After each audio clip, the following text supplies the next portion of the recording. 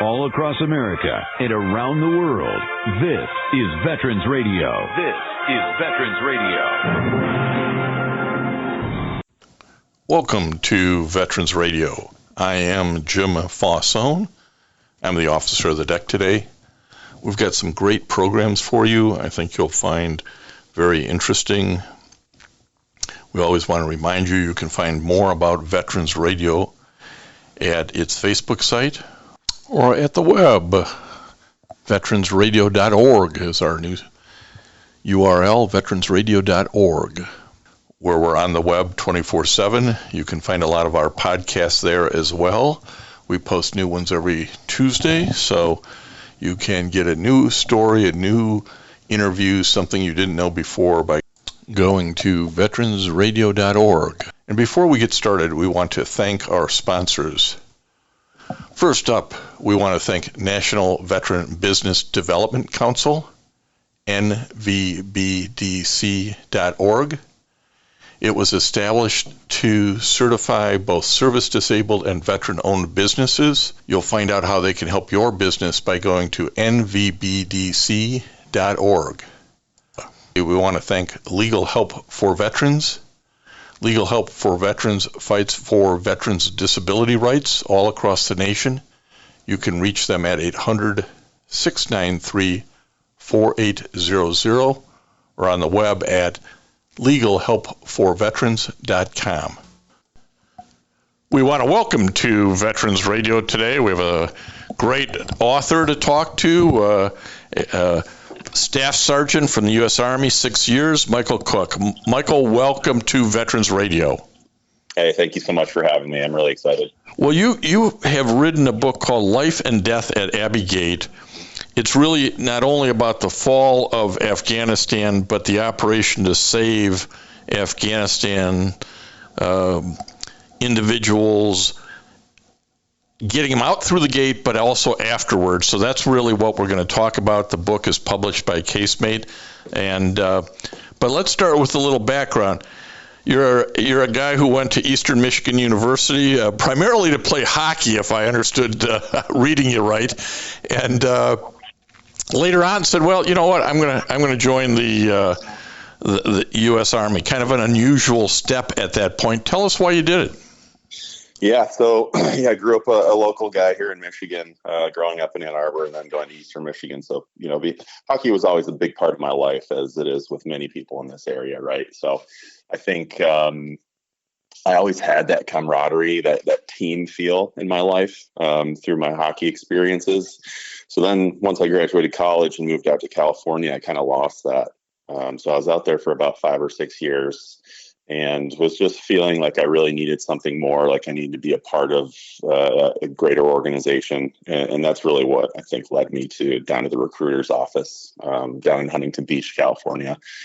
So went in, talked to the Marine recruiter, talked to the Army recruiter, decided that Army was the branch that I was more interested in, and started pursuing a career with them. And you talk a little bit about your MOS. You were an engineer, battalion, I think, in construction. Tell us a little bit about that.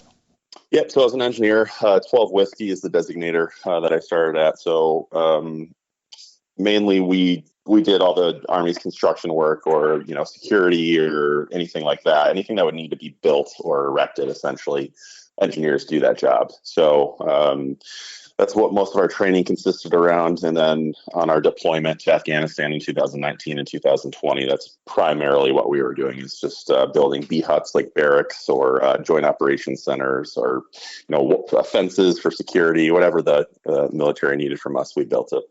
Yeah, and while the general population, 99% of the U.S. population doesn't serve, they only think of guys in the Army with, toting a rifle going forward at the pointy end of the spear. But somebody back here is building stuff, cooking meals, doing all the logistics things, taking care of the mechanics on tanks and planes and what have you.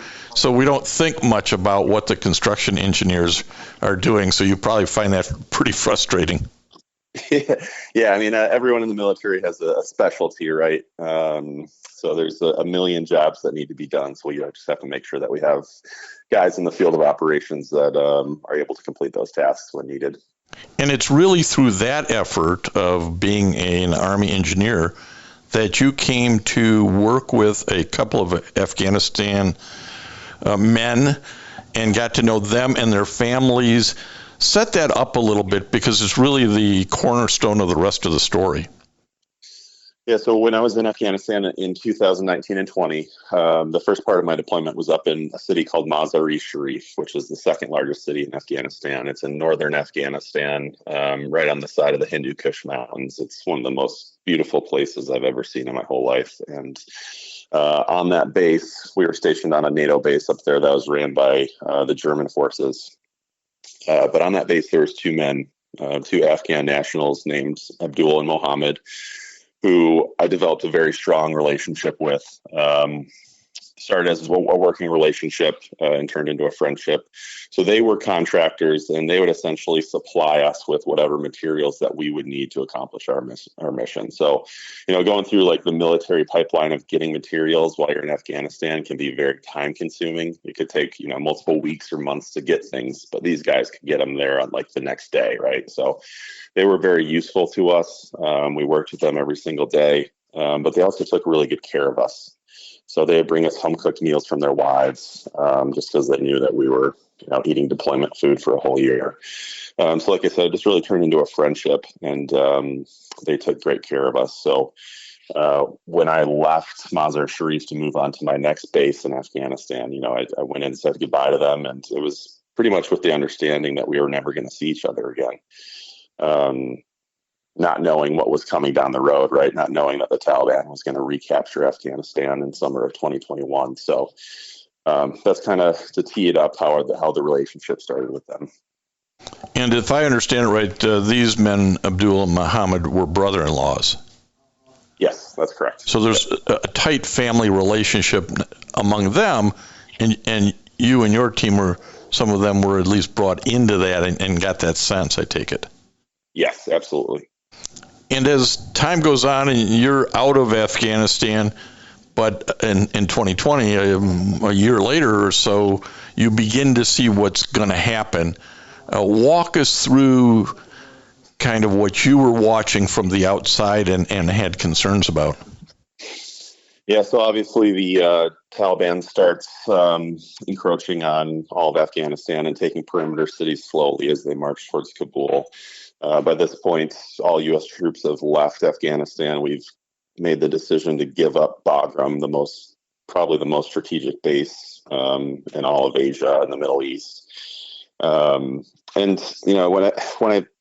I look back on it, on my deployment, I can see signs of where things were going wrong, right? Like I was there during the Doha agreement that Trump signed, and I remember the Afghan contractors that were there coming up to me after hearing about it and saying, "Sir, like you can't leave, because if you guys leave, we're all going to be slaughtered," is exactly what one of them said.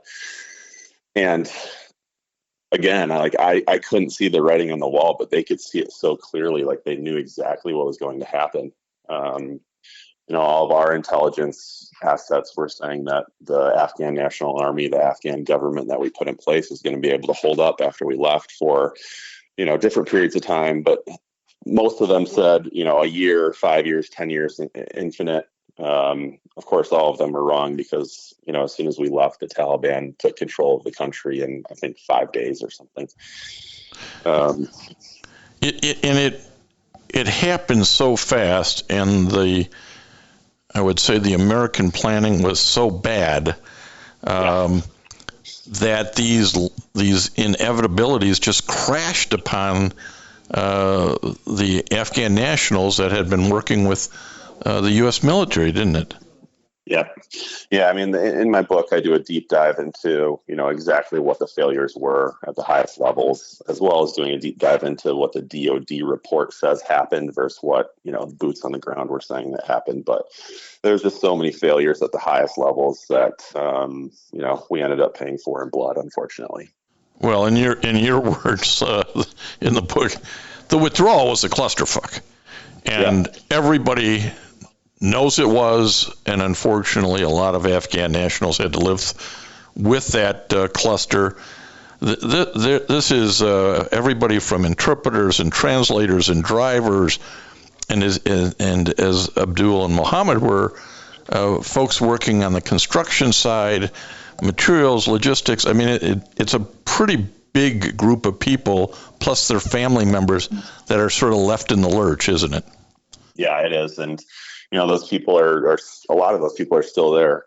Hundreds of thousands of our allies are still stuck there, and a lot of them are in hiding and on the run from the Taliban, because if they get caught, there's a very, very strong likelihood that them and their families will be killed. So there was something created, and we're talking to Mikael Cook, author of Life and Death at Abbey Gate. Michael, there was something created called the Special Immigrant Visas, SIV. I don't know that the general public actually understands what that was supposed to be and how it actually worked. Yeah. So the Special Immigrant Visa, commonly referred to as the SIV, was a visa that came into existence in the early 2000s, I believe, during the Iraq War. And essentially, the visa was supposed to get awarded to our local allies that have worked with us for a certain amount of years. I want to say it's 2 years. So if you're an Iraqi, if you're an Afghan, and you devote your service to the United States and help us against our enemies, we're going to make sure that you're protected should you ever need protecting, and we'll bring you here to the United States under a special immigrant visa. That was the point of it. The program was wildly unsuccessful because they just weren't prepared for the amount of people that were going to be applying. Again, just back to very poor government planning at the highest levels.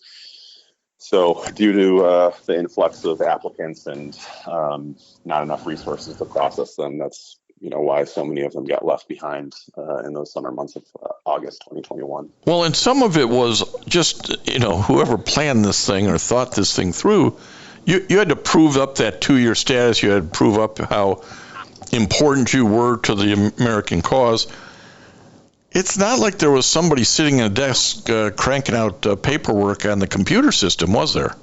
No, and one of the big problems actually was that a lot of paperwork got lost. So these contractors or these Afghan allies that were working for like a third party, like an American contractor, anytime those contractors would go out of business, all that paperwork would be lost.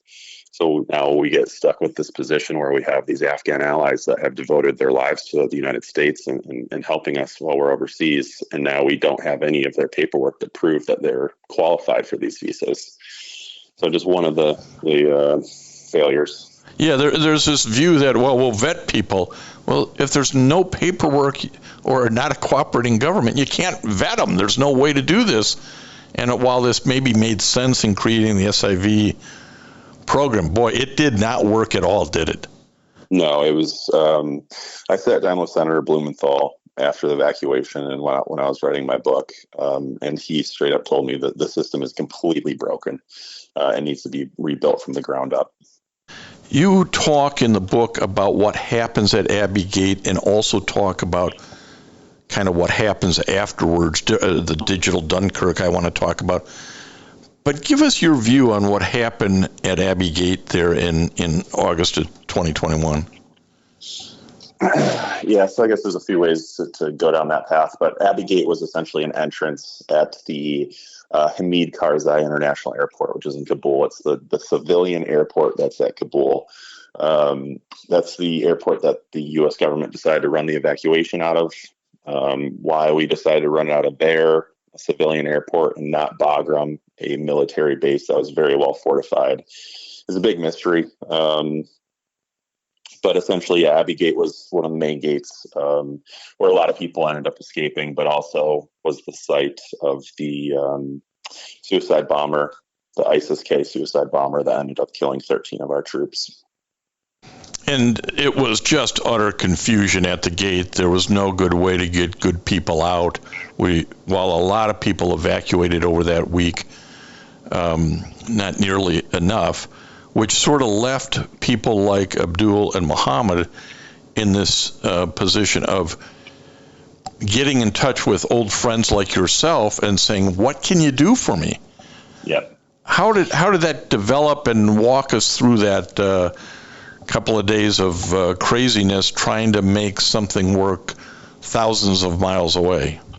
Yeah, so I had kept in touch with Abdul Mohammed via WhatsApp after deployment. So, communication kind of slowed a little bit in the years that passed. But then, July and August of 2021, when the Taliban's coming up on Kabul, is really when our communication picked up heavily. So at that point, both men and their families had fled from Mazar Sharif down to Kabul, because that was the last remaining stronghold of the Afghan National Army and the Afghan government.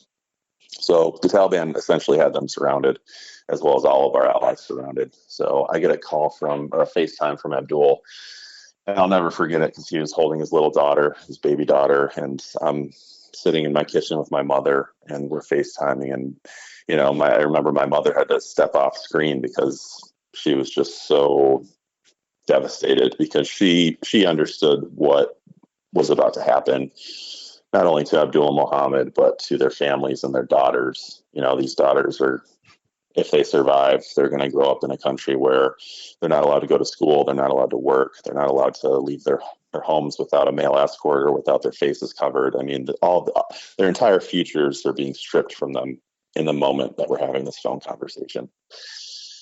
So that was obviously very tough, but Abdul just, essentially asked if I could help him find a way out. And that's really when we started looking into the visas and found the special immigrant visa process. So I reached out to Senator Debbie Stabenow here in Michigan. Her and her team were amazing and very helpful in trying to expedite the process of getting these visas going. Unfortunately, there just wasn't time to get a visa in those short weeks, right? I mean, it can take years. And a lot of people that applied for SIVs still don't have case numbers today, years later. So at that point, we pretty much just knew we needed to make a run for the airport, because even, Debbie Stabenow was set up for failure by the State Department, because the guidance that she was getting and passing on to me was have them shelter at home, wait for the call to get their visas, and then they can proceed to the airport. Well, like I just said, that was never going to happen. So at that point, we knew we had to make a run for the airport. And, they had a pretty disastrous first run at the airport. They ran into a Taliban checkpoint. Mohammed got roughed up real good. They beat him with their rifles. And when I ended up seeing him a few months later, he was still covered head to toe in bruising. So at that point, we knew we needed to make some deeper connections. And that's really what led to the digital Dunkirk network of people, essentially the underground group of people that were working online, veterans and civilians alike, just to try to find ways to help these Afghan allies get out of the country. And this digital Dunkirk network is working outside, really, the U.S. government process, if I understand it. It was. I mean, there was a lot of active duty military, and there are a lot of veterans. So a lot of guys and girls that understood the processes that would need to take place, but weren't subjected to the same red tape that a government evacuation was. So we were able to kind of run a little loose outside the lines, which was a lot more effective than whatever the government was doing. And you go through in the book, which is a easy, good, informative read, Life and Death at Abbey Gate. You go through talk about various individuals who helped along this process, because you were stumbling in the dark. You didn't know how to make this happen, and everybody was learning from everybody else. And a line I wrote down was about the individual courage displayed, not only by the Afghan nationals, but also by civilian veterans, active duty military. That individual courage, which was running up against the inept bureaucracy, it had to be frustrating. Yeah, it was. And like you said, we didn't really know what we were doing. We just knew that it had to happen fast. So I think one line in my book is we were building the airplane mid-flight is essentially what we were trying to do. So we were setting up all these essentially joint operations centers online through all these encrypted messaging apps, and just passing information as fast as possible on what was happening at the airport in different ways. And there's a whole range of people who help out on this. I mean, some sort of big names, maybe bigger influences than others, but a whole range of people are helping on this effort that not only you are engaged with, but tens of thousands of other Afghan nationals are trying to get out. Yeah. I mean, it took everybody. If you were useful, you were put to work. So whether that meant you were a famous politician or just some veteran like myself that deployed to Afghanistan a couple of years prior, everyone was put to work and did whatever they could to help. This was a 24/7 exhaustive effort, as you were writing about what you're trying to do and the time zone differences, and I just felt reading it how exhausted you were, but how exhausted Abdul and Muhammad and their family was. Yeah, and I can't even imagine, because I do remember how tired I was, because when it's daytime over there, it's nighttime here. So I stayed up every single night for probably a week in a row, and I was exhausted. But I kept putting myself in their shoes. I mean, they're being hunted by a brutal enemy, and just trying to escape with their lives. And adding small children into that equation is just terrifying for any American to even think about. But that's the situation that they were in. So I knew, and everyone else working on it knew, that there was nothing that was going to stop us. We just had to give everything we had. And it was really some active duty military Marines and others who are sort of violating or bending protocol to make some of this work. And that's an amazing part of the story, that those men and women, active duty men and women, ought to get credit for their humanity and what they're doing right for the country. Absolutely. I mean, I hate to say that a lot of the Marines were set up for failure at the gates as well, but they really were. I mean, the State Department just really botched this evacuation, and they just weren't the Marines that were at the front lines were not given the proper guidance to execute this evacuation properly. So, yeah, like you said, a lot of times they had to kind of go against policy and just do what they knew was right to save lives. So I was just so proud to share the same uniform as those men and women that stood on the front lines at Abbey Gate. I do want to say before we run out of time that Abdul and Muhammad and the family was able to get out and relocate. Give us that synopsis quickly. Yeah, thank you for asking. They're doing great. I won't say exactly where they live, but they live very close to me. I get to see them constantly. I'm going over to their house this weekend for dinner. Kids are doing great and are fluently speaking English, and they're in school and playing soccer, and the men each have jobs, and they're have their own apartments. So they're doing fantastic, and we're just so happy to have them here safely. Well, it's an American success story, and we hope they embrace it, enjoy it. Mikael Cook, author of Life and Death at Abbey Gate. If somebody wants to read your very candid, straightforward account of the fall of Afghanistan, the operation to save our allies, where can they find the book? Yeah, anywhere you buy your books, Amazon, obviously, Barnes & Noble. You can go to my website, which is michaelcook.com. That's Mikael Cook.com, and you can purchase it there as well. Well, your service to the country in the Army was really quite noble, but more importantly, the work you did afterwards to honor a commitment made to these Afghan nationals and their families is even more noteworthy. So, Mikael, we are very happy to have you here on Veterans Radio. Yeah, thank you so much. I really enjoyed that conversation. And I want to thank everybody for listening to Veterans Radio today. I am Jim Fausone. It's been a pleasure to be your host. I'm a veterans disability lawyer at Legal Help for Veterans, and you can reach us at 800-693-4800 or legalhelpforveterans.com on the web. You can follow Veterans Radio on Facebook and listen to its podcasts and internet radio shows by visiting us at veteransradio.org. That's veteransradio.org. And until next time, you are dismissed. If you have a VA claim denied by the Board of Veterans' Appeals, contact Legal Help for Veterans at 1-800-693-4800. They're experts in handling cases before the U.S. Court of Appeals for Veterans Claims. Their number again, 1-800-693-4800. We again want to thank our national sponsors, the National Veterans Business Development Council, nvbdc.org, VA Ann Arbor Health Care System, the Vietnam Veterans of America Charles S. Kettles Chapter, Ann Arbor, Michigan, VFW Graf O'Hara Post 423 in Ann Arbor, and the American Legion Press Corn Post 46, also in Ann Arbor. We appreciate all your support. You can go to veteransradio.net, click on the sponsor level, and continue to support keeping Veterans Radio on the air. And until next time, you are dismissed.